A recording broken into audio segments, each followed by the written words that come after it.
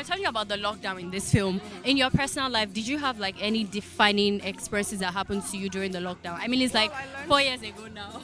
I learned how to read the Hangul characters. I was locked up in my parents' house learning Korean. Learning Korean. You speak Korean? Nah. I actually saw it on your Instagram. I'm like, Okay, can you say go and watch Love Lockdown in Korean? 여러분 love lockdown 봤어요. When you first got this script, what was your initial reaction? I'm like, I like her. Okay. I like her. What did you like about her? I just really like when people are like themselves rather unapologetically, you know. A no-nonsense person. She knows what she wants. She knows what she's about. She's not making any compromises that are not necessary or that are not worth it, you know. And she's driven. She's determined. She's ambitious, very ambitious. She likes nice things and she's not shy about it. In your own opinion, what is the difference, the major difference between love and lust, in your own opinion? Physical. Lust is physical. Love is endearing. Love is sacrifice. Love is selfish. Love is friendship. Love is every other thing. Lust is just physical. It's just attraction. I know that you had to build a lot of chemistry with your co-lead actor. What was that process like for you? Andrew wasn't a stranger to me. And yeah, as far as like chemistry goes, it was actually pretty Do you mind telling us one film or one like project that we should expect to see you in? Like if you can drop a title, except that's not possible. Well, I think I can. Almost Perfect. Almost perfect. Yeah, almost. Coming to cinema? Yes. Okay. Coming to cinema soon. All right. By who? By Umoren, Merunjoku, and Genesis. Let's talk about playing Yemi. How was that like for you? It did require a bit of me accessing a lot of emotions because obviously this story is about somebody trying to navigate through a difficult situation of emotions whilst trying not to hurt the people that he loves the most, you know. So that requires a lot of grounding. I hope people believe the character that I'm trying to portray, which is really like my biggest challenge for every film that I do. Have you met Detola, Jones, or Yewande before this film? Did you know them before? So I'd met Detola on the set of Dilemma. That was.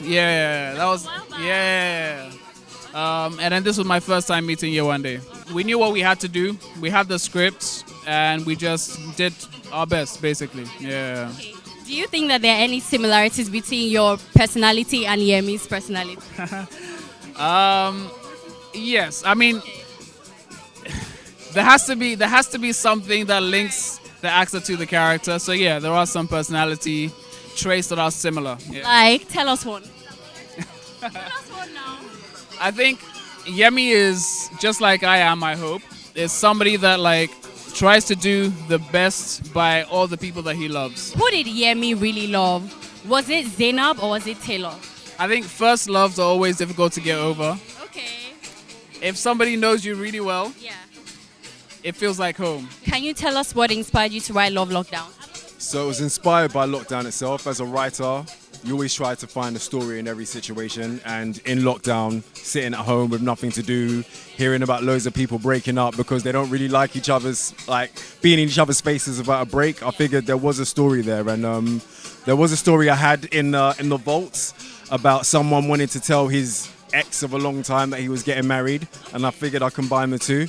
And yeah, it turned out to be a great movie. I turned it into an audio play, released the audio play. It was received really, really well. And one of the people that listened to the audio play and liked it was Trino. They reached out to me. We had conversations, and yeah, here we are.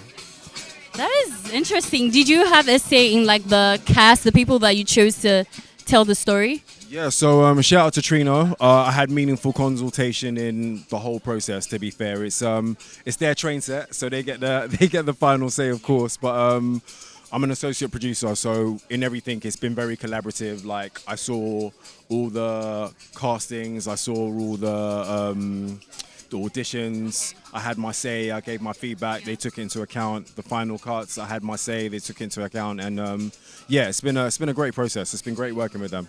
So this is Could we call this erotica? All right, so if you're asking me, I think it is pushing the boundaries of things I've seen in Nollywood before. However, it's not there's a very big story in there. And in love stories, there is going to be love making.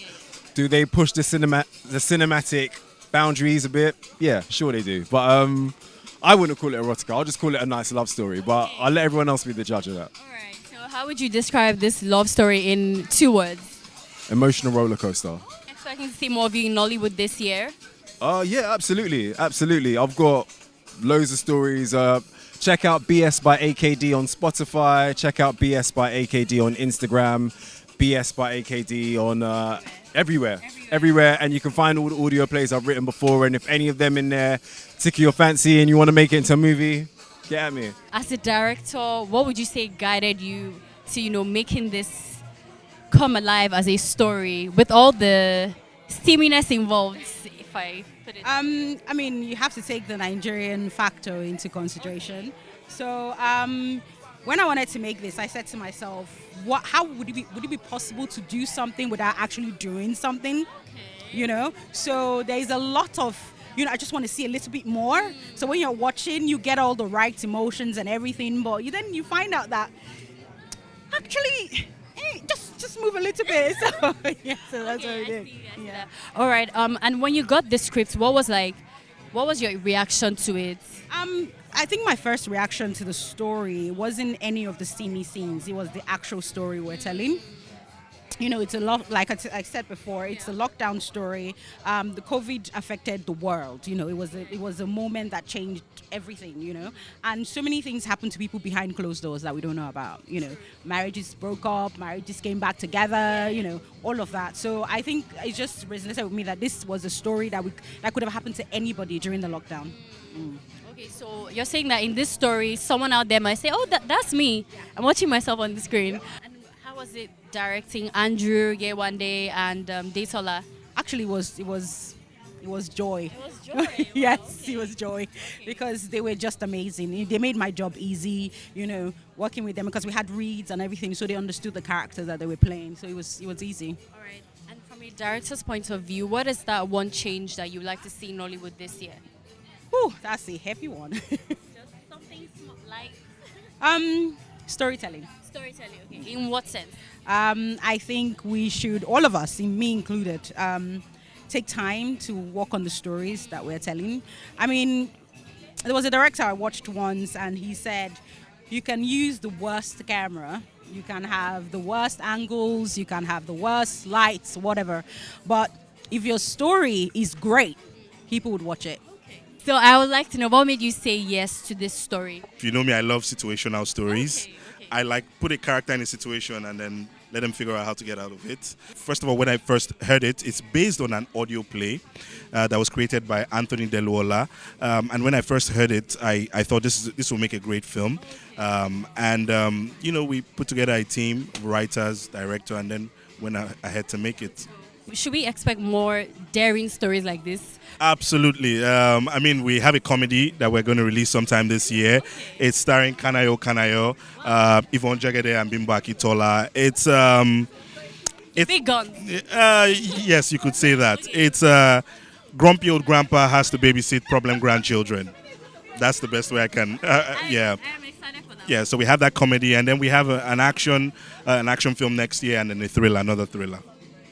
You guys are like thriller champions at this point. Absolutely, we love thrillers. And what would you say that the success and reception of The Weeknd has done for how Trino Motion will approach storytelling moving forward? Thank you for that. So what it's really done, it's showcased Nollywood on a global platform, on the world stage, right? Because what we did is that we took a familiar premise and told it from an African perspective, and it resonated. As a matter of fact, it's still doing festival tours around the world. In your own opinion, what is the one lesson that we can apply to real life relationships from Love Lockdown? Always choose yourself first. Okay. Love is important, and being with a life partner is a very serious decision to make. So make sure you're making the right one. Tell me what it was like being on set. Like, what was the experience? You know, acting with Andrew, Detola, and Yewande. It was an amazing experience. We got to play mostly with Detola's character because, of course, she was our best girl. But it was an amazing cast. Like, everyone is young. It was an easy breezy set, so there was no, seriousness. Everybody was just, vibing and having fun. Yeah. How do you think that Nigerians will like?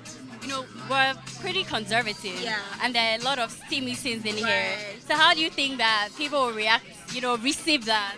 Look, to be honest, I feel like in the closet, Nigerians, want us to do things outside the box. I hear that. And I feel like Trino was like, you know what? Let's go there.